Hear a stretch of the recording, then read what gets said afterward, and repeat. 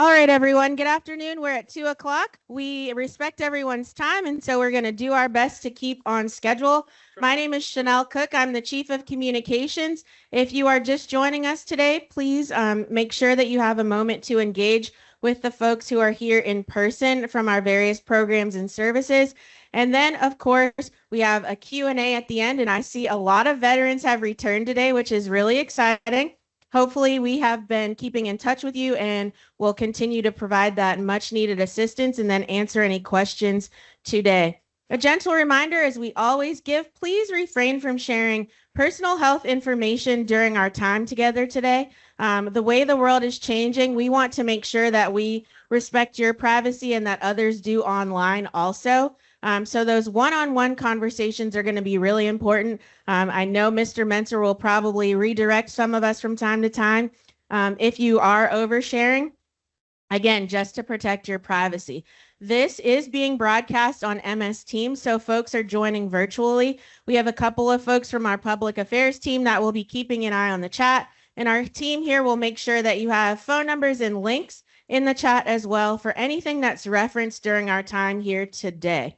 And then also this will be made available on our YouTube and our social media sometime next week. Give us a little bit of time to make sure that we edit everything, clear any personal health information that may be accidentally shared, and we should be good to go. I'm going to turn it over to our fearless leader, Mr. Kai Mentor, who's been with us since June of 2024. All right. Welcome, everyone. Yeah, thanks for coming. I do love seeing repeat faces. It's fantastic to see you guys again. Every time you come back, it's more positive things. So I'll do some speaking, and then we're going to have our AD of Operations speak about some of the infrastructure changes. I know we speak a lot at the front end, but here's why. We don't get very many opportunities to do this with as many folks. We send all this out electronically, but I know there's so many messages that we get on email. So I want to share as much as we can, and we will hang out for questions. Miss Whitaker is going to do our experience office. So if y'all haven't met Miss Whitaker, she's been with us for 6 months now-ish. Our chief experience officer. She's over both employee and veteran experience. Then we're going to have Dr. Smith with social work service. And then we're going to have Dr. Sturdivant with, I think she's going to do primary care updates. I saw her somewhere in it right here. And then we're going to do Fred, Mr. Brevard, our community care chief, Dr. Ubaka, nursing service, and then some innovation conversations, and then turn it over to our VBA. Normally somewhere between medical center and VBA, we do a little pause and see what's going on. All right, next slide. Okay, so I am very excited about this. And if I could show it to you, I would. It is going to change your life. And I'm not kidding. So on Monday, we had the secretary come visit us in Atlanta. So just a couple days ago. And we showed him this new technology that we're piloting where you get to schedule your own appointment. Yeah, let that settle in. So instead of calling us, you'll get a text message. And in that text message, you click a link. And when you click that link, I think the next slide speaks a little bit about it. I just want to make sure. It's called external provider scheduling. We do some of it now. We don't have the text message yet, but we're working on it. Okay, the secretary's significantly supportive of this. You click on that link, you can pick where you want your appointment, maybe in the community, maybe at the VA. It depends on your choice, right? So it filters by Mission Act standards. So we're not going to refer you somewhere that you can't go by law, but then you're going to get to choose time, place, virtual, in-person, telephone, you get to decide. And then you click that link and it confirms your appointment and allows you to put it on your calendar so you don't forget it, allows you to look at your appointments that you might have already. And there's a phone number on the bottom. I know we love phone numbers, that if you're having any challenges, you call that. Okay? So it's coming. I don't know exactly when. The secretary said it's coming. I agree with him. We've been working on it behind the scenes. We don't have it officially piloted. In other words, a veteran hasn't tested it yet because we can't get this wrong, right? If it sends the wrong information to the wrong veteran, if it has the wrong availability for the wrong place, it's just going to stall it. So we want to get it right as much as we can before we send it. In the meantime, I'm going to talk about EPS, external provider scheduling, and I need your assistance.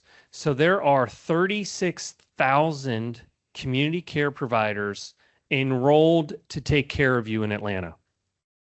However, those 36,000 have not given us access to their systems. So if you ever go to the community and the provider's like, yeah, we see veterans, ask them if they'll give us access to scheduling. And what that means is we can directly schedule into their system. See, when we roll out this text message system, if they don't give us access, they won't be part of it.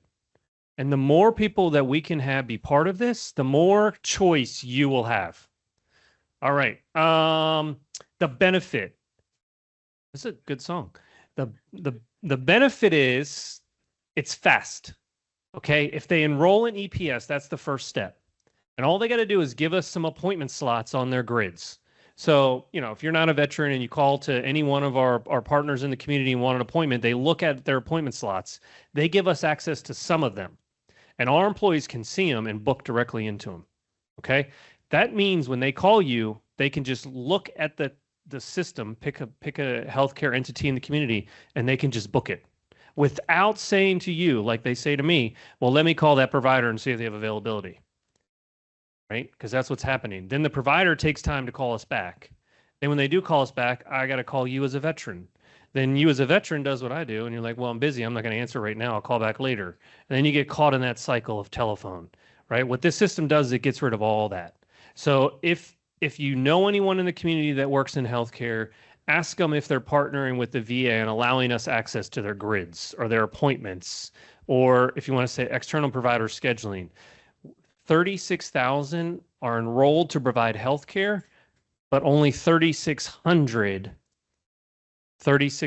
are being used, and only 360 have access to the grids right now.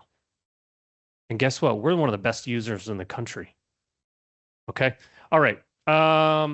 Next up. So all of this is coming, but to prepare for it, what I need from you is using our digital technologies. I get it. We love the telephones. Okay. But if you don't have a My Healthy Vet account, get one. Okay. It's getting easier every single day. And actually, I met with the VA, the most senior IT chief in the VA right now, all VAs in the country. This guy runs all of us. Met with me on Monday, and he said he had to fly across the country to help his father-in-law to get on My Healthy Vet. Yeah. So he knows it's a challenge. Yeah, he's thanking his wife right now. He knows it's a challenge. So they're trying to make it easier. But if you can do anything you can to get on there, that's the system we're going to use to schedule electronically. That's how we're going to communicate with you, because ID.me is the secure route for us right now. The second one is in that app, that va.gov app, that I actually love it. I think it works pretty good. I think there's some benefits. I think there's some ways we can streamline the communication, because it's not easy to get to my messages from my doctor, right? But secure messaging is a great way for us to communicate with you. We're starting to turn it into one of the ways where we can say this veteran's not getting back to me. So we're trying telephones, we're trying letters, and now we're trying secure messaging. Okay, we're trying everything we can to get our veterans scheduled. And then we have a new resource hub downstairs in the main hospital. When you first walk in, the main entrance at the front of the hospital, across from the 2 parking garages, if you first walk in past those police officers, you go to your right and you make your second right. So it's right behind that vaccine clinic or that big empty space that we're using down there. It's the enrollment and eligibility center. It's the welcome center. We use a bunch of different terminology for that space. You go in there, we have a virtual resource team that can help you with My Healthy Vet. Okay. And then my public affairs team put a link up there. I mean, who goes to those things anymore? The VA app library. All right. So I'm going to be here. We're going to get to some questions, but I'm going to turn it over to, oh no, this is mine. Yeah. We hired a new CFO. I don't know that y'all, I try to share. We hired a new CFO, Kevin. He's done a great job with us for a couple of weeks. He's also an Army veteran. Roughly a third of our staff are. He's been leading for 20 some years. He comes from Wilmington. So he's going to be with us for the foreseeable future as a CFO. He's one of our service chiefs. Okay. Next, there you go. Miss Garib's going to talk about some infrastructure. Hey, good afternoon. Thank you all for being here. Appreciate it. Thank you all for your service. So I'm doing this for Damian Minley. He's my chief of engineering. He knows he owes me, but he's doing other things. So He does a really good job, and I told him I would take over and present this. So we're renovating our 5th floor in the main hospital. That's about 65. It's at about 65% design. So we get to 100% design, and then we go out for construction. We're upgrading our cath lab. So a cardiac cath lab, we're in the process of upgrading that. Also at about 65% design. So that's going to help improve services for, hopefully you don't need it, but if you do, it'll be there for you. Trinka Davis Veteran Village. That's our CLC, used to be called nursing home. We're actually adding a pod to that. So we're adding more beds for that. And we're also doing infrastructure within that as we do the construction for that. We upgraded our elevators. People don't really think about elevators, but if it doesn't get you from the ground to where you want to go, that's not good. Nobody likes it when you can't get in the elevator. Nobody likes it when the elevator is stuck and people get stuck in it. So it's a huge project, and we can't do all of them at the same time. So we have to do them in groups of 2 and 3. So we're in the process of upgrading all of our elevators, and health and fitness center, and a gym. That's all I got. I try to be quick. I want to leave it for the other people who are more important, like Miss Amy Whitaker. All right, really quickly. So I'm your Chief Experience Officer, and I have one thing to share with you, but I'm so excited about it. And that is Atlanta VA is announcing our new brand. And that is how we want to be represented and what we are for you. And to come up with that, we asked our employees, our 5,000 employees that serve you every day, how do you want to be represented? And so this is our new brand. It is Your Health, Our Mission. It's supposed to be simple, and it is. It is bookended by 6 stars. Each one of those stars represents a branch of service. And you're going to be seeing this everywhere. I'm not going to throw this at anybody, I promise, but this is one of our Freedom 250 stress balls that says Your Health, Our Mission. You're going to be seeing it everywhere. This is our commitment to you, our recommitment to you that you served. And now our mission, you served your mission, and our mission now is your healthcare. And so you're going to be seeing that everywhere. We are committed to it and providing you the best experience possible. Thank you. Well, my name is Dr. Joseph Smith, and I am the Assistant Chief of Social Work. And I have one question for you. Are you connected? I have one question for you. Are you connected? I want to tell you about ways to get connected to your social workers. I want to talk primarily about the PACT team. And first of all, let me tell you what PACT does, right? PACT is a primary care model where veterans work with coordinated teams of healthcare professionals to for all aspects of health. The important thing is the veteran is in the center, along with the caregiver and the family, in connection with the provider, the nurse, and also the clinical associates and others. All right, some of the roles of PACT is PACT provides comprehensive assessments of health, living situations, support systems, and needs. They provide case management for complex medical or social issues, coordinating services and resources. We help to advocate for you within the VA system and also provide community resources. We provide education for you and your family about benefits and available programs. We support in prevention, wellness, and chronic disease management. We also conduct advanced care planning and goals of care discussions. These are important that when you have all of your, in the unlikely event you are not able to make decisions for yourself, you can have the discussion with your social worker, your doctor, so that you can say, hey, this is what I want. This is what I want from everything from being on life support or not, or if you want, who you want to interact in your care. So that's very important. We also provide coping strategies for chronic illness or disabilities. We help address financial, housing, nursing home, respite, and long-term care needs. We offer brief counseling and also long-term counseling, and they do mini screenings. So how do you get in contact with your PACT social worker? You can call your clinic directly to try to connect with your social work appointment. Also, sometimes when you're seeing your doctor, you can let your doctor know, and your doctor will put in a consult, and that will start the process. And you can, like the director said earlier about My Healthy Vet, you can schedule yourself an appointment with your PAC social worker. If you don't know who your PAC social worker is, you can call 404-230-5683, extension 396808. Don't worry about remembering the number because I have brochures for everybody. And then if you're not yet assigned, sometimes there's a period of time where you may be new to the Atlanta VA and you want to get assigned to a PAC team. We have, you can call our TAP line, and it's 404-329-2222, and they can help connect you with a PAC team. And while waiting for your assigned social worker and your assigned PAC team, the VA has an amazing program called the Front Door Program. And that program, it will provide bridge services for you until you're fully connected to VA services. In the Front Door Program, they provide same-day triage, in-person consultation. That's at the main campus only. Also provide mental health medication, telephone advice and consultation, brief time limit psychotherapy, and you have access to in-kind resources donated by Voluntary Services, now known as CDC. So I asked you a question at the beginning of my presentation. Are you connected?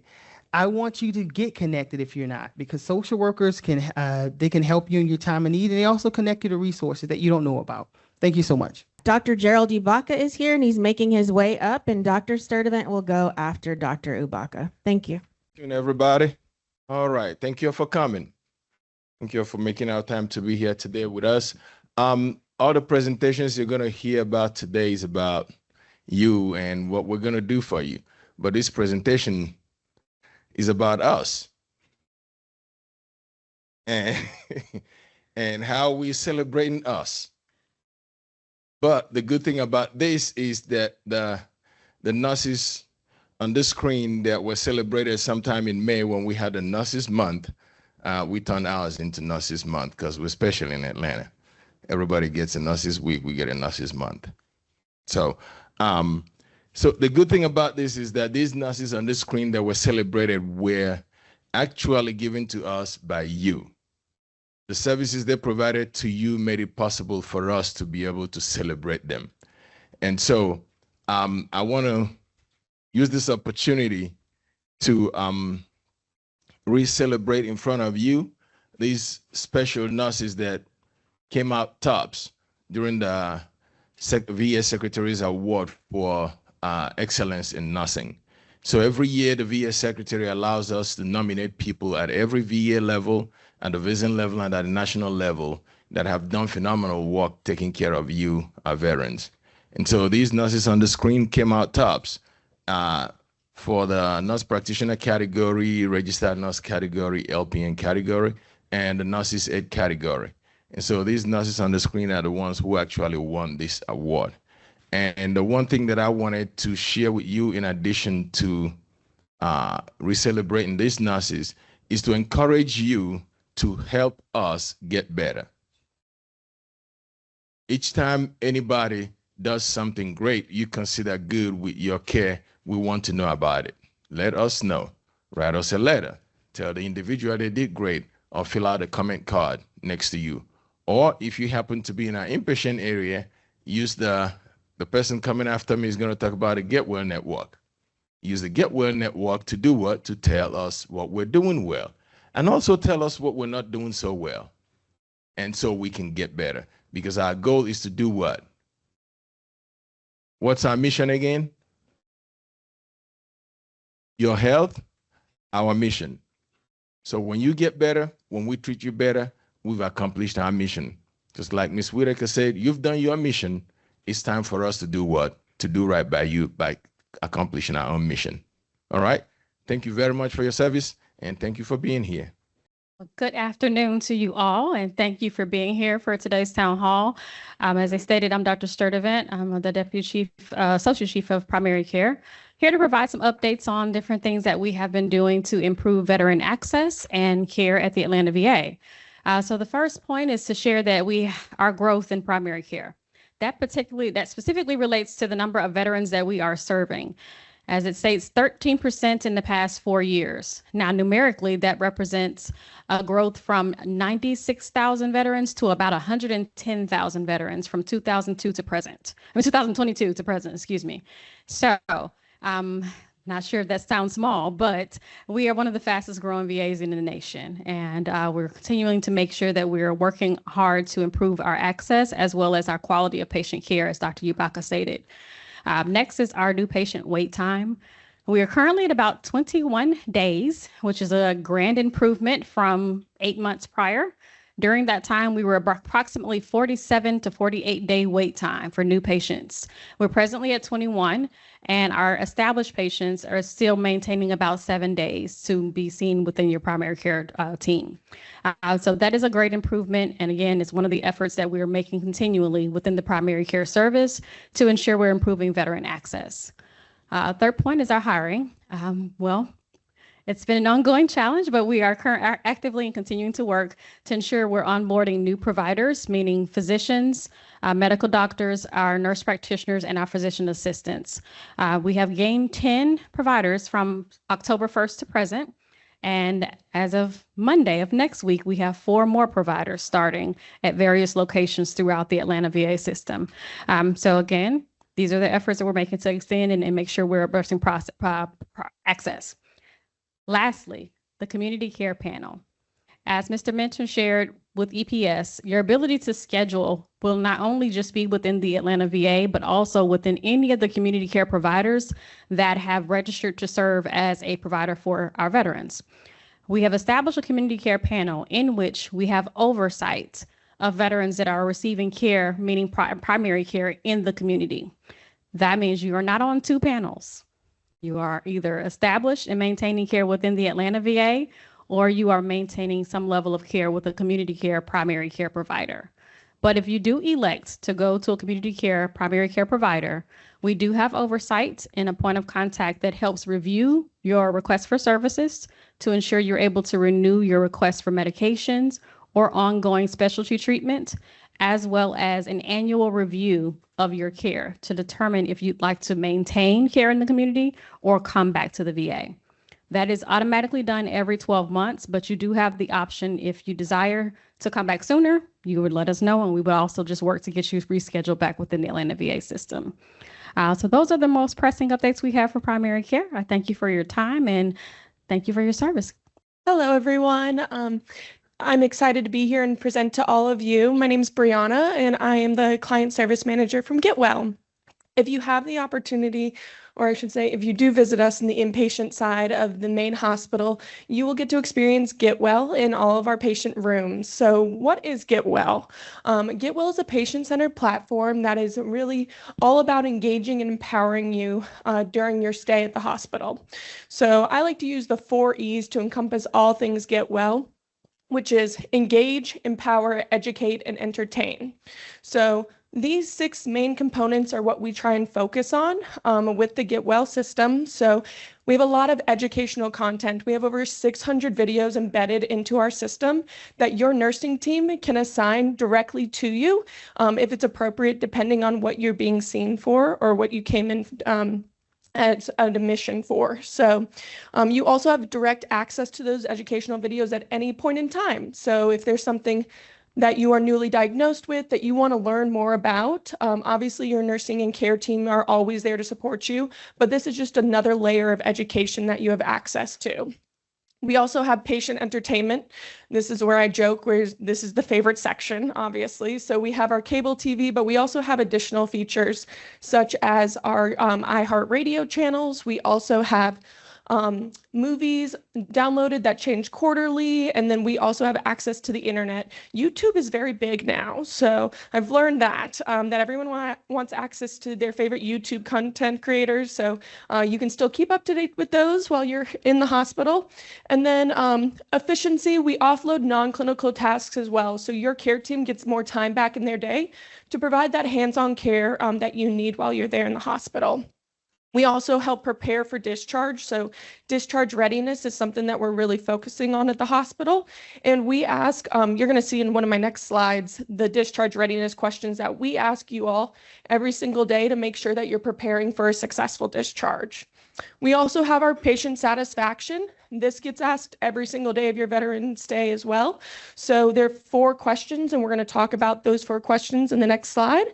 But we also, perfect.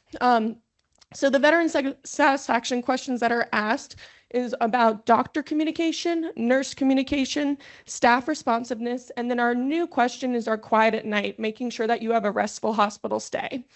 The beauty of all of these questions is if you respond negatively to any of these, it automatically alerts your care team. So that way they can follow up with you while you're still in the hospital to make sure that they can resolve any issues that you might be having while you're there. Can we go on to the next slide? Awesome. So the educational videos that I talked about, I just want to touch on those real quickly. These are 2 to 4 minute videos. The goals of these videos aren't to drag on. It's to give you the most important information and really just layer on what your care team's already providing to you. We'll go on to the next slide. All right, and then medication education. This is something we just went live with. The beauty of Get Well is it's fully customizable to the hospital needs, and this is something that was identified by the main hospital as it being important, is more education around our medication, especially while you're at the hospital. So if you click on the See My Medicines tab, you're going to actually see the medications that are prescribed to you during your stay. It's going to show you why it's prescribed, side effects, special precautions, and more information. The beauty of all of this, when you're preparing for discharge, you can actually email that information to yourself before you leave the hospital. We're going to go on to the next slide real quick. Awesome. So that discharge readiness, we've been talking about the whole time. There's 5 questions that we're going to ask you to prepare for that discharge. It's about transportation, your contact information, equipment, questions, and follow-up care. So next time, if you are in the main hospital, make sure that you have your TV turned on so you get all of these wonderful interactions. We'll go on to the next slide real quick. And thank you for your time. If you have any questions, I will be here. I'd be happy to chat with you more about the system. Thank you all. Well, good afternoon, everybody. Thank you to the hospital for always allowing VBA to come speak with you guys. I am Angela Silhammer. I'm the Assistant Director at the regional office, the Isaacson Atlanta Regional Office, which is next door to the hospital right there on Claremont Road. So I wanted to talk a little bit about some of our challenges that the Secretary gave us in celebration of America's 250th birthday. And all of these challenges are meant to provide better services to our veterans. The first one is the backlog. So the Secretary set a goal of 64,782 cases for us to get to in the backlog. So what is a backlog, first of all? We consider a backlog any case that's been pending for over 125 days, because that is a long time, and we want to get those wrapped up. And we got behind on some of our cases because of the PACT Act. The PACT Act was a very good thing. With the toxic exposures, it made a lot of people eligible under presumptive conditions, and we got a lot of claims in. So, we got behind a little bit. So the backlog is our way of taking care of that. So right now, I guess as of last week, we were at 71,366. So we still have 6,000 or so left. I think I looked at it this morning, we're down to 5,000 or so left to reach before the 4th of July to say, yay, we got that backlog down. And why is that number so weird? 64,782, isn't that a weird number? Why isn't it like... Because if we get it to that number, that will be the lowest it's ever been. Because the lowest it's ever been was 64,783,000. So we're trying to get one below that. The other goal we had was positive outcomes. If you've ever received veteran readiness and employment benefits, that's where we're trying to get you job ready and back into employment after to overcome a service-connected disability. Positive outcomes there, we're looking at a goal of 9,050. Right now we have 7,948 positive outcomes, so we have a little bit over 1,000 there to work on. And then another thing is VRNE hiring. So when a lot of veterans became eligible under the PACT Act, when you become eligible for compensation benefits, you also become eligible for a lot of other benefits, right? Like veteran readiness and employment. So what happened when we worked all those claims is we had a large amount of claims, eligible veterans in veteran readiness and employment. So what we were trying to do is strengthen our workforce there and hire a lot of folks. So the goal nationwide was to hire 328 people. We're at 294. We need 34 more people before July 1st to get that staffed up the way we want to. So those were the secretary's goals for us, and this is just how we're doing. And this is nationwide, not just the Atlanta office. A little bit about the backlog again. Backlog is very big. At the last town hall we had in Pike County, I talked about backlog there as well. We've done very well. And again, why did we have a backlog? Why do we have these claims over 125 days? Because the PACT Act was a good thing and it created a lot of work for us, which was great because it gave a lot of veterans a chance to be eligible when they weren't before.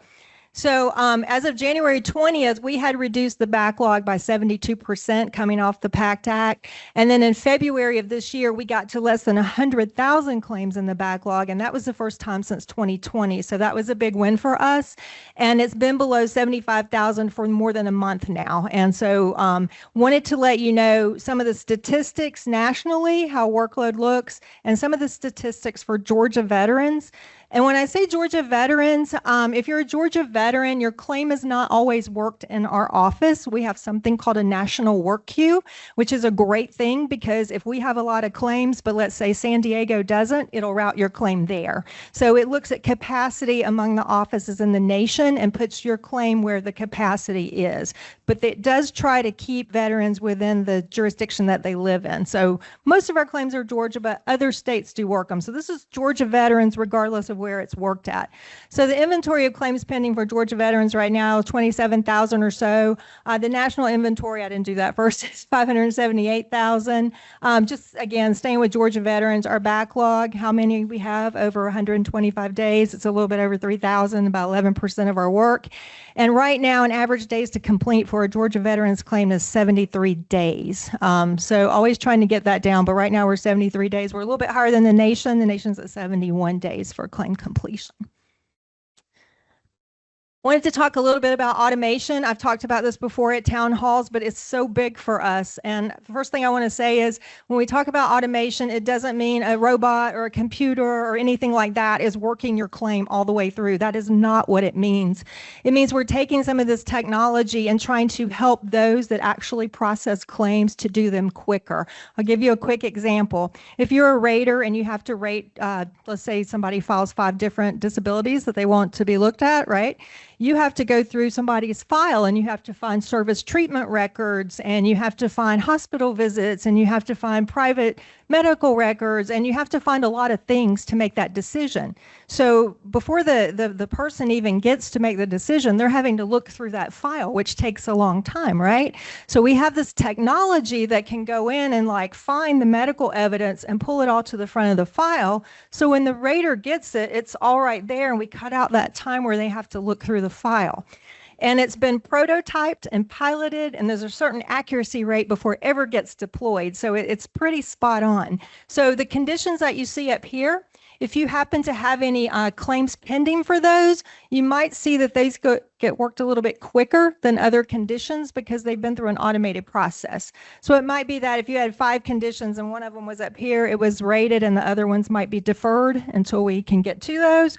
But these may go through the system a little bit quicker. And they're constantly looking at this. There's 49 other conditions right now that are in a pilot or prototype status trying to get deployed nationally. This is a change. I just wanted to alert everybody. Dependents Educational Assistance, Chapter 35 benefits. If you're 100% permanent and total, one of the things that your family is able to receive is Dependents Educational Assistance. Used to, they would pay for GED and non-college courses, certain high school courses they would pay for. As of August 1st, 2026, the legislation has changed. It only pays for secondary education for dependents now. If you do start a program of enrollment before August 1st, we will continue to pay. It's grandfathered in. So that was just a change that had come about. I didn't know if everybody was aware of. We are very excited about VRNE Case Progress Tracker. So sometimes you can go into va.gov and you can track your claim. You have never been able to track your veteran readiness and employment claim, only your compensation claim. We have a new system called the Readiness Employment System. It is slowly deploying out. Atlanta just got converted 2 weeks ago, but as the system spreads out, you will be able to go into va.gov and check the progress of your veteran readiness and employment claim, just like you can do for your compensation claim. I think I put on here how you get to it. It's on careers and employment on va.gov. That's where you find it at, because somebody had to show me. I was looking, I was like, it's not intuitive, but careers and employment on va.gov is where you would find this. And it's slowly rolling out. You may go in there today and you might not see anything, but that's going to start being populated, especially for Atlanta claims, because we just got the system. And then I want to talk a little bit about veteran appointments. If you do want to come see us, we're open 8 to 4. We suggest doing appointments. You can make an appointment online at the website there. We also take walk-ins. You might just have to wait a little bit longer. If you're at the hospital and you just want to walk over, you can. Usually goes a little bit quicker if you have an appointment. Once a month, we have a virtual claims clinic. The idea behind a virtual claims clinic is we can help you with your individual claim on the phone, and you don't have to drive down to the office. Those are held from 4 to 6 once a month. The one that's upcoming is July 16th, and you can make an appointment. Just say, hey, I need somebody to call me at, 5 o'clock, and you can make an appointment. We'll call you and discuss your claim with you. It's a little bit upper level of service than you might get from the call center, because you're actually talking to someone that can really discuss your benefits with you in depth. And I always like to talk about fraud prevention, because people that want to be bad out there know that you guys get benefits and they want to scam you, just to be honest. So vasafe.gov is a website you can go to. It talks about any new scams that are out there. You can learn about what they are for veterans. And if you want to report something, you can also do it via that website.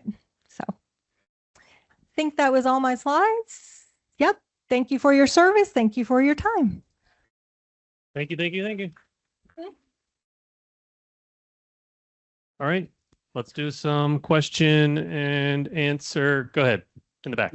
Director, I want to thank you for having these meetings. I drove 6 hours here from Memphis. We don't have town halls in Memphis, and you have them quarterly. So thank you and your I team. know your new director. I'll make sure he does them. Okay. I want to ask my federal veterans just a simple question. It's a little personal, but if any of you have been in a hospital, VA hospital or rehab and had a disposable diaper put on you? Have you been to a veteran nursing home and been to a civilian nursing home and had a diaper, seen a person wear a diaper in a nursing home? Okay, thank you. That's why I'm just curious, because that's something I don't think should happen. Thanks. And I will reach out to that Memphis director. He's new. He just started a couple months ago. Any other? Go ahead, sir. Someone's going to bring the mic up for you so I don't lose mine. Yes, thank you. Oh, you're the one I want to talk. Oh, no, that lady right there. Last year you told me to go outside and get a primary care doctor. I got one at Wellstar, 4 miles from my house. Great. But the problem I have melanoma cancer. February, we started trying to get me to see a skin cancer specialty right in Cartersville. And they kept denying it, saying I have to go to the VA hospital and have a photo taken of it. And I'm like, I'm not going down there, the PACT Act says. But I just found out that West Cobb, which this is my clinic, kept denying it. And this was started in February. I just got a biopsy, and now I'm going to get that. But the doctors are frustrated out here, the primary care doctors. She says, I can't. First of all, they tried to do the medicine, go into the VA, and you need to do a page on that, all the different things in big letters so they can do it instead of end all the paperwork. And so I'm going to Wellstar to have surgery and all that.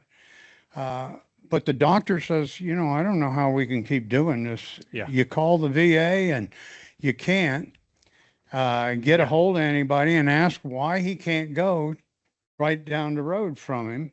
Yeah. And then I get a letter from the community care says, oh, due to we don't have any dermatologists in the VA right here to do that, we're going to let you go to community care. Well, hell, thank you. This is 4 months. Yeah. And Here's I'm what's dealing going with on. this stuff I think's creeping in my head. We've got an answer for you. Dr. Sturdivant said we created a primary care panel in the community. What that means is it's a virtual panel where we know that you're getting care in the community, and now we're going to have a provider managing that care for you. So I was just sharing, this is the struggle. Coordination of care in the community back to the VA is a bureaucratic process. It is not yeah, it is. I get my care in the community and in certain situations, and I know it is not the process that we want. It is the process that we're required to follow. And so our workaround for that right now is that virtual panel, we're going to have a provider manage your care. So then they won't meet with you and do your care, but they're going to coordinate. Oh, you're waiting on a referral for services? Okay, let me get a hold of somebody in dermatology. Okay, dermatology, where are we at with this? Let me get back to Mr. Early. Okay, Mr. Early. It's going to take us a little bit of time, but we need to know when things are happening. Why can't the doctor use my referral to send me there? The law. The law? The law says, right, and I'm not quoting, I'm paraphrasing, that your standard episode of care is, and it's primary care services. We can't yet do primary care services and all other services. Okay. I believe somebody's working on this in Congress. I do. What I'll say is Be dead by then. yeah, well, I'm not going to say anything then. Yeah. Yeah. Now, one other thing, So does that help? I mean, I want everybody to understand I like this. the thing that she said I can schedule my own appointment. We're trying to even get if I'm there. outside. We don't have that yet. I know, but Okay. All right. that's perfect because Yes. can my primary care doctor do the same thing? No. Me. It's you. Okay. She can't say, okay, well, I need you to go for cancer.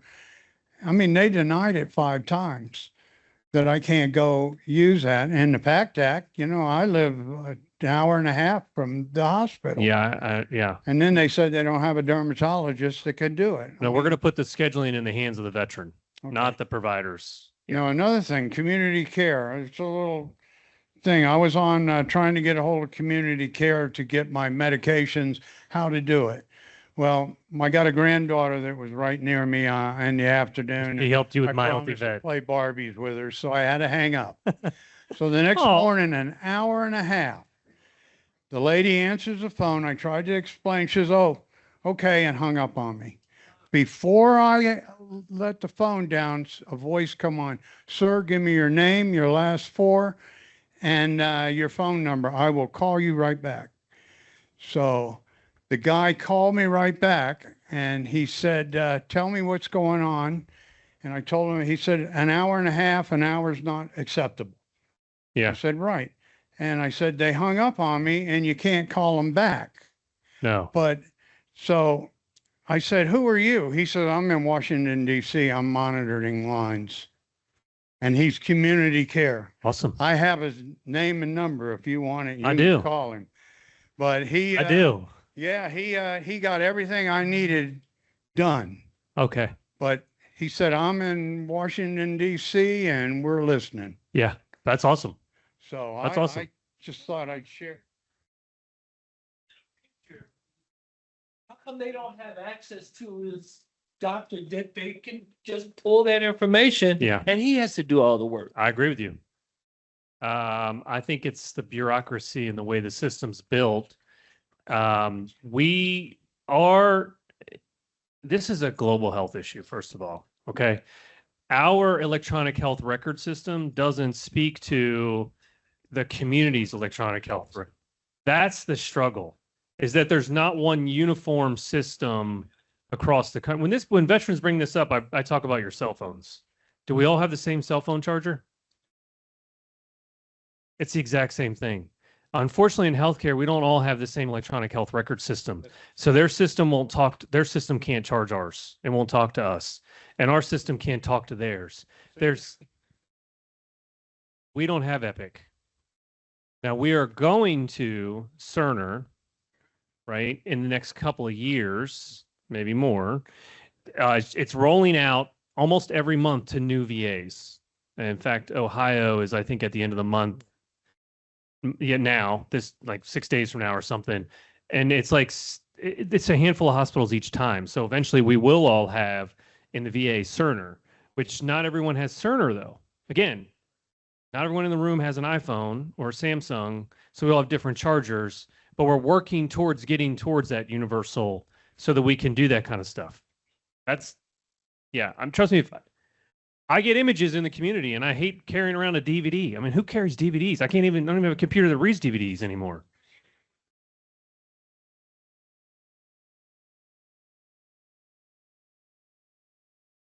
It's a lot. I know. My biggest advocate is my chief of staff. My chief doctor is like, this is ridiculous. We should be able to do this in healthcare. We talked to the secretary about this a while back, and he said that they're going to work on it. And I think EHRM is going to fix it for us.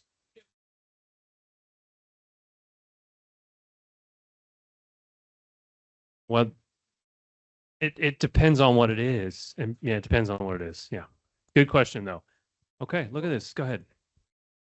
Okay, so my situation is a little bit similar to his, except for June 12th, I fell, broke my fall, went to the ER, and my wrist is dislocated and broken. Okay.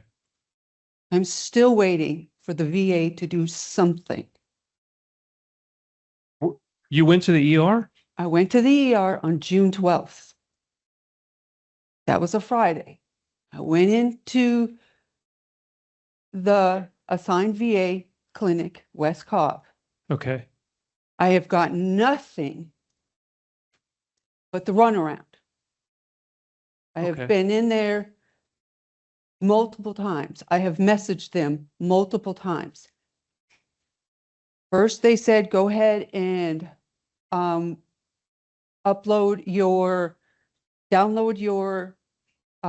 X-ray reports. Download Who it. did the x-rays? Wellstar Paulding Okay. Hospital. So we sent you out to Wellstar? You went, okay. It was at Okay. 6:45 in the morning that I had this happen to me. Which, did you go to our emergency department or you went to another? No, I just went to the closest one Okay. because I live in Paulding County. Okay, all right. So we haven't. Claremont is, Okay, a gotcha. good hour away from me. I gotcha. I was assuming you went to ours and I couldn't understand. Yeah, that. I didn't. Okay, okay, I live alone. I called my neighbor and okay. we just went to the closest one. All right, that's fine. I called the ER number and told them what I did and Perfect. the whole 9 yards. Thanks. So I went into the Cobb, told them what was going on, gave them the discharge paperwork, and told them what I needed. The nurse there, which actually was one of the nurses that was on the awards Uh-huh. thing up there. Uh-huh. She took all of my information. She said, okay, on Thursday, put a note in there and do a follow-up. I did that. This was last Thursday, right? Last week? This Because would the have 12th been, was the week before. right. Yeah, So- that was so last Thursday. It was just, Yeah, a few okay. days after that. Okay. So did that. They said it was canceled. No, that the doctor denied it. I think we need to take this one offline because we'll have to get some specifics on you Okay. for you. Because I don't want to ask too many questions. I feel like, yeah. Yeah. So there, it's been denied and yeah, I'll talk to Yeah. you later. We'll help you though. Yeah. Thank you. We'll help you. Yeah. This Sister and place, broken yeah. arm. It's not like that typically. Well, I do have some questions, Oh, but go I'm ahead. going to follow up with my experience, similar experience. You didn't Uh, fall on June 12th too, did you? No, I fell Okay. May it's all right, yeah. 21st, but I went to the VA ER. Okay. And they did an X-ray and a CT, multiple fractures in my shoulder. They said, see ortho in a week. I didn't hear anything from the VA to set up anything with ortho. I had already decided I'd prefer to go community care on it. Okay. but I didn't hear anything. I didn't hear anything. It started making phone calls to community care, started making phone calls to ortho, and it's by then I'm a week out from the injury. And I finally used my Medicare Advantage plan to go to Emory to get something started. In the meantime, I finally tracked down that it went to my primary care. I finally was able to talk to him. By this time, we're about 10 days out from injury. And as soon as he got a hold of it, he made the arrangements and got it into community care and caught up with Emory. But by the time I got to see a surgeon, it was almost 2.5 weeks out from the injury, and they could no longer do surgery without having to re-break. And with my other health issues, it was no longer an option unless I do a total shoulder replacement sometime in the future. But so there's a glitch there with ortho. Yeah, thanks for sharing that. Yeah, and maybe with ED to somebody, primary care probably. Yeah, we have an expectation in our emergency department with primary care that every veteran that visits our ED, the primary care team calls that veteran the next day.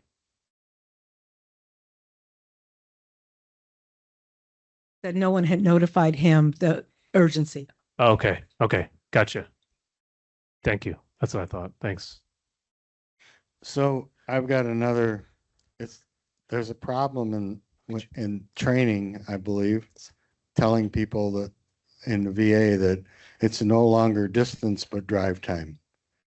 And because you call and you get told, oh, you got to come here because you're less than 35 miles away. And that 35 miles took me 4 hours one time and cost me a whole afternoon and no appointment. All right, we got you. So that's an issue. That's a big issue. Yeah, because I'm pretty sure it's still both. And then there's got to be a way somehow that you capture people that hang up on us. We do. Be a way.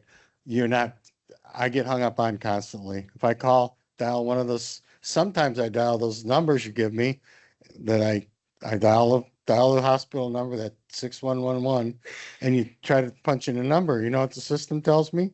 You can't reach this number from here. It tells me that constantly. I get it a lot. Okay, let me have those extensions. And I wonder if anybody else is getting that. Oh, I don't know what they are. I need those numbers so we can I fix don't them. know what they are, Kai. They're just ones for community care mostly, and ortho is another one. Okay, here's what we are monitoring. Our hospital, if you call the hospital, first of all, let me apologize. It shouldn't be separate, but it is right now. And we're working on fixing that. Okay. If you call the hospital this morning, 2% of the calls dropped. And I don't know why. Could be that you dropped it, or it could be that we dropped it. Okay. It could be 2%. And we received 1,051 calls yesterday. I look every morning because you guys tell me to. In community care, 22% of the calls dropped. Okay. See the difference? I hear people go like 22%. I know what a receiver sounds like picking up and going back down. Oh, that's not a dropped call then. No. Yeah, that's not at all. Call. Anyways. Okay. The other thing is that's tricking the system. No, that's tricking the system. Right. That's not dropped call. That's tricking the system because he's not going to trigger. If it triggers that it's dropped and the number gets worse, my staff know we're going to follow up with what's going on. But if they pick up the phone and hang up, that looks like they answered it. It looks like they answered it. Right. I'm sure it does. So I just went through a knee replacement. And first I want to thank anybody that had anything, especially Waker. I mentioned him before to you, Rashad Waker. Yeah. And this lady here knows him, and he's awesome. Yeah. But something needs to be done about that process because they gave me 6 months to do it in, I think it was. Which process? The process of the whole knee replacement. Oh, okay. That's going to pre-therapy. Yeah. Going to get the doctor to schedule you to do it. Getting into the doctor's office doesn't come the next day. So that's another month and a half, 2 months out. So you finally get the thing done. And then you got to go wonder if you're going to get through therapy. They sent me all this great stuff for therapy. I can't remember that gentleman's name. He was awesome. He brought me all these things. Unfortunately, Dr. Brooks got involved, ordered me some cheap junk ice machine that Then they came and took the good one that this other guy got me. So I'm here in pain, not able to ice my knee down so I had to go out and buy all kinds of ice to keep my knee cold, because this little box wouldn't even do my fist, let alone my knee. It's terrible. Okay. And so that's one other issue. Got it. Then after the therapy started, my time ran out. I called 3 months in advance to Waker. I said, Waker, I couldn't get through to him. I think I got the same lady this guy's complaining about. Can't remember her first name now, because it started with a T. And she told me I can't do anything because it's not enough time. I said, if I don't do it now, I won't get it in time. Yeah. So I called back about 2.5 weeks later, and they go, oh, well, that's going to be 3 weeks out. So I was going to be stuck without therapy for 2.5 to 3 weeks in the middle of my therapy. Okay. That's like starting over. Yeah. Okay. I don't know Yeah. if you realize that. Yeah, I do. So I finally got a hold of Waker, and thank God he pushed it through, and I had it by that next Monday. Okay. And then he got yelled at for working too Who's hard Waker? on the weekend. Rashad. Waker. Rashad. That's how I know him as. Yeah. Yeah. He's awesome. Yeah. Thanks for sharing that. Yeah. Wait, can we go to her? She had her hand up and I feel bad. I don't want to give you my mic because then I won't have one. I want to say sometimes we always we have these issues where we're not getting things done. But I've been having a problem with my knee for 3 years. We had some doctor's changes and my clinic is here, and I get that. Okay. But sometimes it took yourself too, because I had to come into here. Yeah. One of the ladies, I guess I could say her name, Miss Powell, saw how I had to hop in here complaining about this knee for 3 years. And I thank God for her, because she took the time to say, give her MRI now. I had that therapy, I had the x-ray, but I needed that MRI. That's when downtown found she got arthritis in there. She needed help. And I thank God for Miss Powell that they seeing me hop into this clinic. And I kept telling her I've been back and forth with some of the doctors. One had the audacity to laugh at me. And I said, you're not going to be my doctor no more. And I DX'd him. When the female put me in for a cane, 3 months, she put me in for the cane, never received it. Just last week, hopping again, and I thank God for physical therapy. 2 of the people from back there said, we'll fix that. So sometimes you do get things done. I mean, I didn't get it done in 3 years, but I'm coming along now, trying to take care of me for myself with my swimming to DX this problem, so I want to say sometimes we have to go over and beyond to hear people out, Thank you. and it makes a difference. My goal is to get it right all the time, first of all. But the reason why we meet with you guys is so we get specifics. Don't tell the name out loud of somebody who didn't do good. Let us take that down so we can follow up, because it's being recorded. We'll celebrate people, but I'm serious. We do want, if I don't know specifics, and thank you for bringing it up, if I don't know the specifics, I can't, fix it. So thank you so much. Go ahead. Good afternoon, sir. Hey, good to see you. How you again. doing? It's been a Yeah. while, though. So, I was here last year. It was a year? It's been a year. Okay. Welcome back. I was here last year requesting access to the Atlanta VA gym. Look, this morning we have a meeting every day. You guys know about it. My chief of engineering is in the room, and I said yesterday, Damien, are you going to be at the town hall? He said, I haven't gotten an invite. Guess who's here today? I'm sorry. We're working on it. Here's what I'll tell you. I'll tell you this. Yeah, I'll tell it. He briefed me yesterday. Letting you off the hook again. So this doesn't impact everybody, but it does impact us, a group of veterans who are very loud about this appropriately. Actually, it does affect everybody, because if you're a veteran, you should have access to that gym. So it does affect all veterans. Okay. I'm sorry. All right. No, that's all right. That's all right. It's a small gym. There's 160,000 of y'all. Yeah. Okay. So we have a space in our number one problem in Atlanta is space. It's number one, because we grow so fast and because of the bureaucracy it takes to build a new building. That's it. That's our number one problem. Space leads to everything else. Space leads to cultural challenges. Space leads to access issues. Space leads to provider challenges, hiring challenges. Space leads to everything else. Number one, space. And we have a space where we're storing, by law, we have to have a space to store backup medicine in the event of an emergency. And it's a pretty big space, maybe the size of this kind of room here. And we've got that many meds that we have to have as backups because there's so many customers in our catchment area. Well, we have found a space to put that. It's going to take us some time to build that out and put that stuff in there. And we've got a plan to build out the new space for the gym. Okay. She wants a date. I don't have one. My chief engineer's laughing. I just got this yesterday. This is a big deal. It's going to take us a little bit of time. I wouldn't say forever. No. But here's what we're going to use some of it for. What allows us to do it is some of it's going to be for research stuff, because our research program is top notch, and we do a lot of research on gym equipment. So we're going to have a partnership with them to be able to use this. Part of this space we still have to keep for some. Everybody likes to shop when they come to our VA, and so there's some retail goods in there. But we're gonna build it out. Damian Minley, man of the day. Absolutely, he loves talking with you guys. Okay, thank you. The next question is from Mr. Mike. Hey, Mike. Good to see you again. Yeah. Oh, I got you. So I think that you asking us to go to our providers and get them to enroll in your program, Yes. where like that, Yeah. is kind of like me asking you for like a annual appointment. And so it's just kind of two different wavelengths.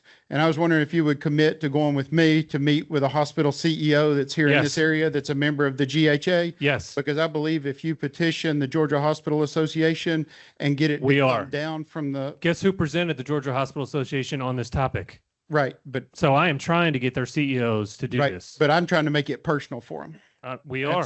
And so if you'll Absolutely. go and meet with Jeff, then I just talk to his secretary and he'll see us. Let's go. And so the second problem we have is a lot of our veterans are in our program. We turn around and we try to get them an appointment. When we call and schedule that appointment with the veteran on the phone, they say, well, when can you not come? And they're like, well, I can't come on Tuesdays, before 10 o'clock. And they'll say, well, can you come Tuesday at 8 o'clock? And they're like, no. And they say, can you come Tuesday at 8:30? And they're like, no. And they say, can they come Tuesday at 9? No. Tuesday at 9:30? No. Well, how about Tuesday at 12? And they're like, yes. But in that veteran's document, that will show that patient has 4 patient cancellations and 1 facility reschedule. That's broken. And so we don't think that that's fair that they're entering into the program so that they can show it as I'm the jackass canceling, as opposed to, sorry, shouldn't have said that. No, that's I'm all the. We'll cut it out, Mike. Don't Yeah, worry. but Donkey my mom will still be embarrassed. Sorry, Mom. And so that's the first thing. We'll fix that. Okay. The next thing is, in order for veterans who come home from Warriors Heart or come home from outside substance abuse programs and want those records entered into their into their VA record, they're not allowed to just have that go from the facility to the Atlanta VA. Each VA has the ability to determine how records are entered into the patient's record, and y'all require it at the Atlanta VA to be done through a provider. So that means that veteran has got to have an appointment with the provider, and then the provider can look through those records and actually select what documents they want to enter into the veteran's record. And we would like it to where you mandate that all records that we bring to you from outside facilities, I'm not talking about the witch doctor down in the TP under the bridge. I'm talking about a physician that we bring you medical records from. You'll agree to have those records placed into the patient's document or in the patient's permanent record. I'm looking at my chief of an HAS in the back of the room who's looking at me like something strange is happening because this is a new one for us. Yeah, let us look into that one. Also, by the way, he had 4 other things. Mike standing up with a cowboy hat on, had 4 other things before we even started. He's got veterans that come to the VA with dogs, right? They travel a good distance, and the dogs need to burn their energy before they come into the hospital, right? We're talking about service dogs. So he's recommending like a dog area, which we have one, but we haven't designated as one. So I need a sign that says dog area over where the old CLC was. The second thing was a telephone number for maybe some of the prisoners, some of our veterans who end up in prison, and they need meds that we are already giving them, but they need to know what those meds are before they can then give them. So what's the telephone number for that prison to call that we can find out what's on their list of meds, which I think is pretty smart, something I never heard of. The third one, well, there's a 3A. We got to do that faster because we don't, or 2A, because we don't do that very fast. The third one was our mental health unit, y'all. So this is our locked mental health, right? Think of the movies. That's what this is. And our patients have a lot of needs. Our patients can be pretty disruptive. Last week, we had one of our staff members bitten by a veteran. A couple weeks before that, they were punched in the face by a patient. Couple weeks, but it's like every month something bad is happening, and we're trying to remodel the 5th floor that Mr. Minley was talking about to make it a little bit of a different area. But the recommendation is to kind of tier it, so our patients are in tiered levels, because we're putting all of the patients in the same room. That's a good idea, anyways. Shouldn't do it. And then the other one was admits during like the off-tour win hours, weekend, holiday, evening, nights. We don't have a great process for that, so we need to figure out what we can do to get patients admitted, maybe from other areas, EDs specifically, is what we talked about, into our hospital. So thanks for those. Thanks. Thank you for being patient. Well, no, thank you for coming out and give us the opportunity to say something. Yeah. My situation requires a neurologist with a movement specialist end cap. Okay. And I was seeing one and regularly for about 6 months from the time I was recommended there. And 6 months after that, we were working on a different dosage of medications or different medications that would, help and soothe things. The situation always gets worse. You have to have find the medications to bring it back to a controllable level. Gotcha. Before we could get there, she left the system. Oh. To find a new movement. Was she one of mine? Or she was in the community? In the community. Okay, got you. Then to find a new one, I had to wait 6 months. Now, keep in mind, I'm still on the old dosages. Dosage. Yeah. Because you can't get into one of these movement specialists unless you're an already existing patient with them, you're going to wait a lot longer. So I waited 6 months, saw her for 15 minutes. It was more of a introduction visit. And you wanted to get something done a week later. Oh, God. So now. What is this called? A neurology movement specialist. It's the next step beyond medications and, so without going into a lot of detail. So the next one, now I have to wait till September to get in to see the next one. Okay. I haven't had my medications adjusted for 1.5 years at this point. What do I do? I mean, I don't know. Should we? I'm looking at Dr. Denner. He's my closest doctor that I can see in the room right now. Tell me, and he's chief of pharmacy, acting as our deputy chief of staff. Medications used to last for about 4 hours. Do we have? Can you go to one of our neurologists? Sorry? Can you go to one of our neurologists? We got to bridge the gap somehow. Yeah, try and find one. The movement specialist part is hard to find. Neurology can be a lot of a big. Can you do it virtually? Or do you have to do it in person? Well, no one's going to prescribe different medications without seeing you personally. Oh, okay. I was trying to think of other communities that we don't find one in. Okay. So 1.5 years, and I'm still waiting until September. I don't know the answer. It's like the hardest thing. I get frustrated when I don't know the answer, but let us follow up and work on it with you. Thank you. Thanks for bringing that up. Got a question back here, sir. Yeah, go ahead. Sorry. Hi, Renee. I'll go next. Oh, sorry. Hi, I'm a veteran and my husband is a veteran and I'm a full-time caregiver now for him with Alzheimer's. He's in the Bronx Clinic, which has been great, Thank you. but there is no respite care available. I worked from April until June to try to get respite care for him, for me as a professional musician, where I needed to work for a week that I was away. And the only thing I could do was pay for it out of pocket, and that was $1,500. So we need help with that. The social worker told me there are no availability of respite here in Atlanta. Is that it's very tough. true-ish? I'm looking at Dr. Smith. He's my go-to. No, we got one right behind you that says she's, go ahead. Sorry. Nursing home coordinator, we can speak afterwards. Thank you. Hey, thank you for your service and, caregiver. That's harder than. We got one right here. There's one in the back, and then I'll come to you. Yeah, I have a few easy questions for you. So, Right. no, so I just stumbled in here today just to resolve something I was going through and saw this going on. So I just want to know, is there somewhere posted? Yeah, about man, the you're not about following us on Facebook? And on the website. Because now I'm going to call you out. You got to follow And you us. subscribe to our newsletter. Come on, you'll man. Get it too. Share good news. Are these all Atlanta specific or? Yeah, Okay, these so are just I'll- Atlanta I'll specific. do my- Well, if you like us, every once in a while it'll pop up on your feed more. That's how the algorithm works. I'll do that. I'll do that. Okay, shortly so that's after one I thing leave. we'll do for you. We And- also send it out on email. The newsletter, man, okay, you're telling on Okay. yourself now. And Every then, single time. Okay. Gotcha. Okay, next. And then second, what's I guess the most effective way to, I guess, show our appreciation to when someone does do good and probably goes above and beyond their Patient advocate. Our patient advocates aren't just bad things. We track compliments and tally them up, and then we take that compliment. And if it ever gets to my desk, we read one off in the morning. I'll send a message to the staff. I mean, I get them all the time. You can always email me. Patient advocates is a great avenue. Any way you want to talk about it. And I don't know your name, by the way, because I can't. Kai Mentzer. Okay. Yeah, it's KAI.MENTZER, the number 2. Someone will give you my stuff. All right. Thank you. That's all I had. That's it. 2 easy ones. Go ahead, sir. I'm going to hold the mic for you. Okay. A week ago today, I got a letter in the mail saying I died. That didn't come from me. Oh, it came from VA. We need the letter. I got a letter. Anyway, because of that, because I died, they stopped making my payments for my life insurance I've and heard for of my this. disability. We don't send letters out to veterans to tell you passed away.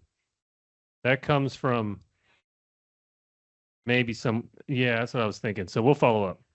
Okay. Clearly if you need me to sign something, I'll sign something that you didn't. Well, you didn't sign it, but somebody did. Oh, I only hear this in testimonies. I'm not going to read it out loud to you. Oh, well, you don't need to.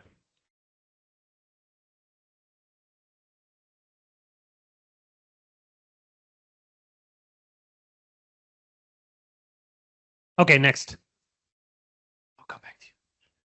First of all, thanks for the. Welcome back, man. You're a frequent flyer every time. Yeah, I am. Great to see you This is again. home here. Come here more often. First of all, thanks for getting that technology. I'm a big advocate for technology. Yes, that's right. So, but I've got a problem that's really gotten frustrating, and it's secured messaging. And in particular, the area is in your specialty clinics. Okay. I've got a 3-week problem now going with hematology and getting no response back. Dr. Harris, who is the head of hematology, he came into my appointment and specifically said, towards the end of the week, send me a secured message, remind me to call you on Tuesday. Yeah. I did. Nothing. Nothing back yet. Nothing back. Okay. And so 3 times I've dinged them, no response, twice through, or 3 times now through patient advocacy. And we only got one lady who did a response, and it's almost like a gatekeeper is there. The same thing happened here at the Marriott Eye Clinic. Dr. Stanley asked me to follow up with sample eye drops and let him know what their status was. And then we were going to go ahead and adjust the script. 2 weeks. They didn't answer. 2 weeks, raising hell, and I never heard back from Dr. Stanley. Okay. So there's something broken there. And I think it's in particular in that specialty clinic. Yeah. And I think it's a gatekeeper mentality of building the firewall and not getting, because the people that are responding to me have no idea what's in my case. Okay. 90, this is another thing that we look at is how fast do we respond to these My Healthy Vet messages. That's why I'm telling y'all we should use them. 98% of them we respond within 2 days. So in that 2%, you're one of them and we'll follow up. Okay. That are struggling? Okay. Good Hey, afternoon. welcome back. This is my first time here. My name is Tanya Bass. I am a veteran. I was looking at you a minute ago because you were laughing at schedule me after 10 and they said, Yeah. okay, about 8:30. That got me. So I am a veteran. I am a vendor and I'm a patient. Okay. And I want to say that give the good first. Okay. I have an excellent primary care. I'm out of Stockbridge. I Okay. live in McDonough. And the team over there, they're great. My doctor, Dr. Clemens. they're Stockbridge 30 is years. full. And They- we're going to have to move that eventually. The vendor no longer wants us in his building, which is perfect because we need a much bigger space. Okay, well, Yeah. I have a broker friend. Let me see if I can help. No, That'd be great. That'd be great. That'd be great. and also I was just in the emergency room and things worked perfect for me. The 800 number called, they told Okay. me what to do. So I'm going to say on some sides, it's working Yeah. really well. And I really appreciate that. My issue is prosthetics. Okay. Oh, I Um, have my chief of prosthetics here. I saw him. Okay. I have would that be prosthetics Jeff people. Jarvis? Yeah, he's here somewhere. I Oh. saw him earlier. Oh, he left. Some of his staff are here. Mm, Give it to the staff. okay. Where's His my- boss is here. Oh, great. Yeah, That's right. I forgot. Thanks. Uh, Jen. Jen's his boss. I'm gonna have to watch my words. Right here. See the pink? Well, just give them to her. Okay, so prosthetics. Is there Okay. something for the crowd that might help everybody Well, I'm gonna say, that I can speak to? yeah. Yeah, it's really hard when it's individualized. Like, I don't know that anyone's ever going to have a neurology physical, but if somebody does, now they know that it's a struggle. Yeah. Mr. Mint. Right here. I just have a quick question. I'm new to the Atlanta area and I Why'd was you come wondering. here? Look, y'all, we got to keep Don't people out. even. There's too many of us already. We got to keep Especially everyone when else I'm out. from the north, it's hot here. I just was wondering, I don't know if you have, and if you don't, if in the near future, will the VA in Atlanta support holistic health? We do. We do. Do Oh, you? like Because I don't wildfire. know, because I really want that. We do. And We do. I'm just trying to The figure out. veterans how in to the get ring a- are the ones saying we do. We I got a mean, lot of it. In Literally, it's fact, my first appointment here and I was. Yeah, we only got a been here bunch. Couple months. You do? all Okay. kinds of stuff. So I just have to find out how to do it. Okay. Yeah. Hey, our women's health coordinator is standing behind you in a red. She can help you with all that. All right. There you go.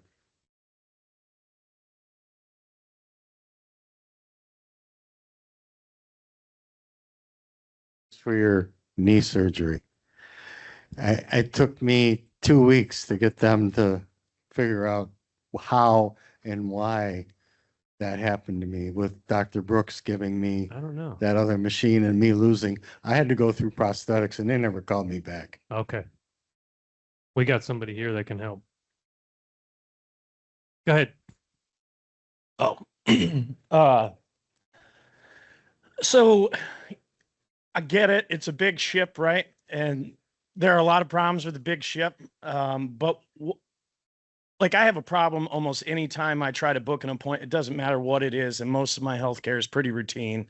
There's not a lot of specialty stuff, a little bit of specialty stuff, but it's pretty, What kind of pretty problems? basic. Can't schedule, can't get a hold of somebody, can't whatever. But the secondary problem to that is over the last several years, and I should say that in the last like 12 to 18 months, it's night and day around here, which I appreciate. But a few years ago, I started giving a little more traffic to the patient advocates. And so I see the same sort of thing happening in the patient advocate side. And more importantly, one of the things that concerns me is oftentimes when you speak with them, at least as of late, they're baffled by the fact that you might have a problem accessing something, or there might be an issue somewhere in the VA, which is dumbfounding to me because, as we've heard, everybody has a everybody's got a problem. Yeah. Somewhere. Yeah. And so for that to be a baffling experience and to get like a condescending remark or whatever, that's crazy to me. Yeah, I That's- agree. It's not what I want. It's the opposite of what I want. I want humility, ownership, and then accountability of what's going on. That's And what I expect. what I often hear is, oh, sorry about that. We can't change the past. Let's just move forward. Right.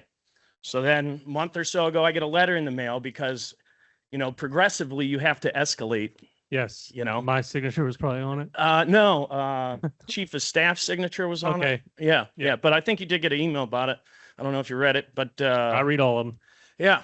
So I don't remember all of them. yeah, that's cool. That's cool. It was language oriented. But when you're a dozen reaches deep and nobody's responding, or you're not Yeah. seeing the responses that you should see, I agree. per the CFRs, and then I get a threatening letter referencing a CFR, that's a huge problem to me. Yeah.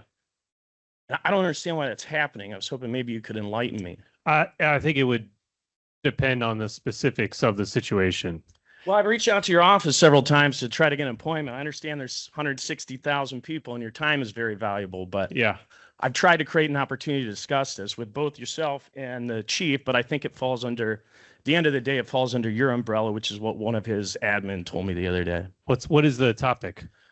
The patient advocacy side of the Oh, house. okay. Yeah. All right. Well, I have And my. I've already spoken to her. Okay. Let me follow up after this. Sure. Yeah. Thanks.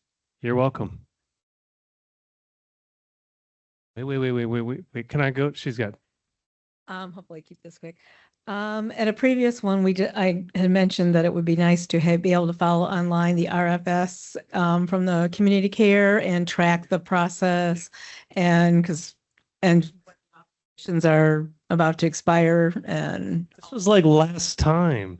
So this is what she's asking for. In like 3 months, she wants us. Okay, in 12 months, she wants us to create a Domino's tracker so we can track our referral for services. I agree. I think it is the tracker. Like when you go to the community, where's our dermatology guy? He left. Yeah, like when you go to the community and you get a referral for service for something else, how do we track that? We don't.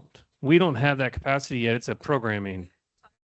from when you go to your primary care for initially, and they send it into community care, being able to track where it's at in the process. So if the ball drops somewhere, you can find out. And then when you do get out to community care and then you need further services, because I have had it where I've gone to Emory and then I call community care because I haven't heard anything. And they say, well, we didn't get it from the provider. I have to go back to Emory. And they say, oh, we sent it in, can we track it in the system? So if there's an authorization that's about to expire, then we have some notice so we can get with the prime. Yeah.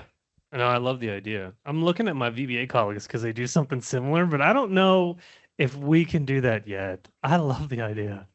Dang it. I'm upset with myself because I didn't bring this up to the secretary. And I think he would have liked something like this. Yeah. Okay. You got one more? I've got one more quick.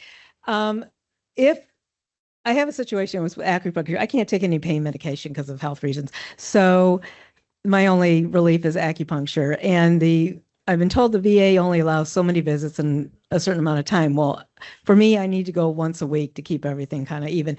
So I run out of visits before the time limit. And I was just told today that the provider may be able to appeal at getting more visits, but I don't know because it's set up by the VA, so many visits in a certain amount of time. Yeah, I'm getting a head shake. No, I don't know. I don't know. I'm told no. I don't. There's anything. She said she'll work with you, follow up with you. Okay. Thanks. Right here, the jean shirt. Okay. Sorry guys. I'm going to do one more and then thank you for wrapping us up. Okay. So first I want to say you and I've already talked. I think you do an amazing job. You're like my fifth, sixth, seventh. She tells me this every time. She says executive she director beats me in up all the 11 time. and the 12 years that I've been coming to the VA. And so you've done an amazing job. Thanks. But I want to piggyback on the young man over there. And you and I've had this conversation about patient advocate. I am a huge proponent that everywhere should have some kind of advocate for patients or for whatever service that you're providing. And it is a stumbling block at the VA, and it's a hit or miss. And part of the conversation with community care, as well as with patient advocate, is that you can be on the phone. You could take a shower, brush your teeth, wash your dishes, start laundry. You can do a lot of different things before anybody answers the phone. I took a screenshot and it was 1 hour and 22 minutes and nobody still answered the phone. I just finally gave up. And Yeah, so, that's too long. yeah. Yeah. I think we can start monitoring that and reporting that out. So that's one of the items that we can start tracking. Is how long it takes. Yeah. Thank you. Not just for me, but for some people who don't have other, like I have no life, so I don't care. Yeah. But for somebody who really needs services like the young man over there, or some of the other people who are trying to get care, it matters. Yeah. And so that's it. Thanks. Okay, go ahead. Alibi. Yes, sir. I came up last year and we mentioned your PRRC program. Uh-huh. Since then, it's grown a lot, and a lot of people have joined it. So I want to commend you again on Thanks. staff, the jobs that they're doing, the programs that they offer. So I didn't want this just to be. We got to commend you for the work that you do. Thank too. you. Yeah. Thank you. All right. Thanks, everyone. Appreciate you all coming out. Have a great day. Drive safe.